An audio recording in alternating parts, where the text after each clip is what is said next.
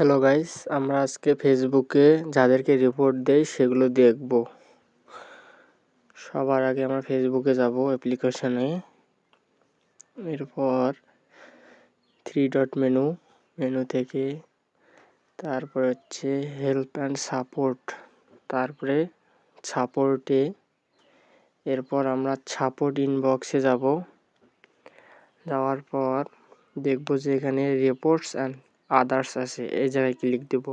দেওয়ার পর দেখতে পাচ্ছেন এখানে আমরা যাকে যাকে রিপোর্ট মারছি তার ডিটেল দেখাবে, কত তারিখে মারছি সেটাও দেখা যাবে এখানে।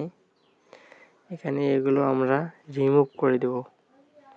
যেভাবে এখানে সি অপশানসে যাব, যাওয়ার পর এখানে ডিলেট মেসেজ থাকবে, ডিলেট মেসেজে চাপ দিলে আমরা যাকে রিপোর্ট মারছিলাম ওই তারিখে সবগুলো ফিনিশ হয়ে যাবে। এভাবেই আমরা আমাদের পূর্ববর্তী যে রিপোর্টগুলো মারছি তাদের এই রিপোর্টগুলো আমরা এভাবে ডিলিট করে দিতে পারি। থ্যাংক ইউ গাইস, আজ এই পর্যন্তই। ওয়েলকাম।